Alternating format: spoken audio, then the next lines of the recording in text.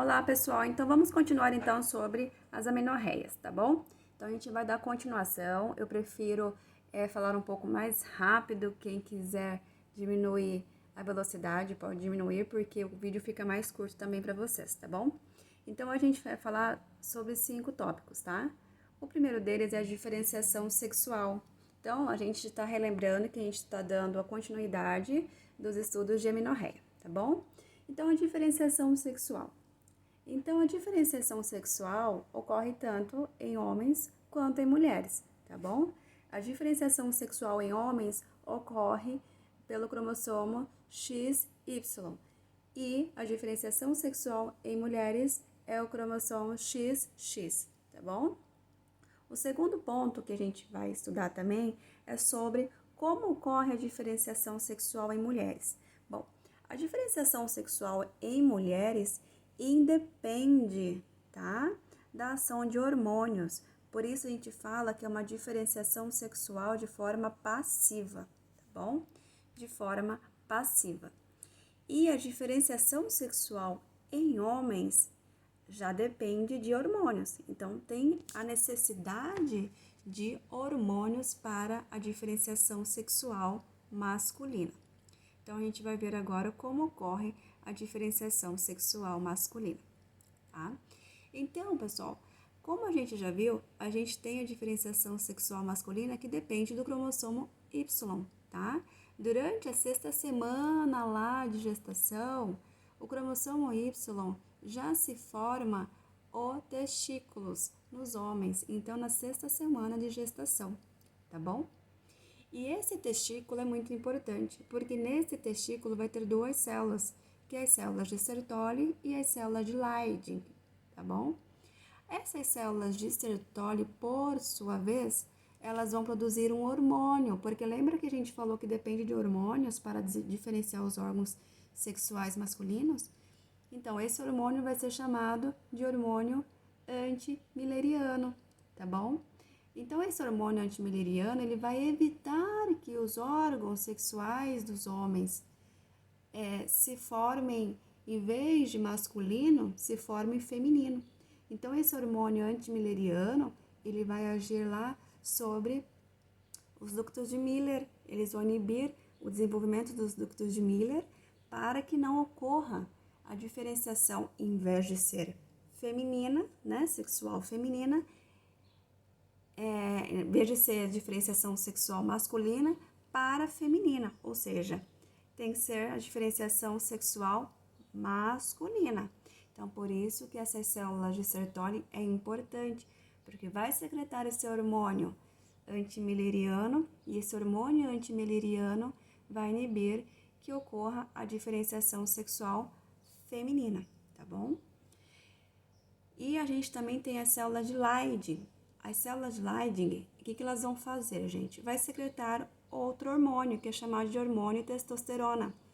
Essa testosterona ela é importante porque lá durante o desenvolvimento sexual dos órgãos sexuais masculinos, ela vai ser responsável por desenvolver os órgãos sexuais masculinos internos, isso mesmo, internos, tá bom? Através dos ductos de Wolff. E a segunda ação do hormônio testosterona, o que ela vai fazer? Ela vai se transformar, né?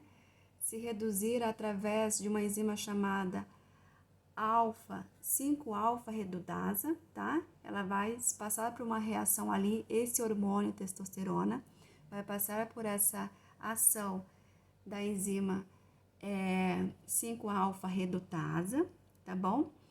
E vai se transformar de testosterona em dihidrotestosterona, tá bom? Por que ela é importante? Porque essa testosterona transformada em dihidrotestosterona, elas vão formar a genitália masculina externa, tá bom? Então, olha a importância do hormônio testosterona. Então, o hormônio testosterona, ela é produzida pelas células de Leydig, tá? Então, por isso que a gente fala que o desenvolvimento sexual masculino depende de hormônios, que basicamente era o hormônio antimileriano, né? E o hormônio testosterona. Bom, e agora a gente vai falar sobre o que acontece quando a gente tem o defeito do cromossoma Y. Lembrando que o cromossoma Y é o que ocorreu toda essa diferenciação para que sejam formadas as genitálias masculinas externas e internas, tá bom? Então, quando há defeito no cromossoma Y, a gente chama de digenesia do cromossoma Y, tá? Que é um defeito.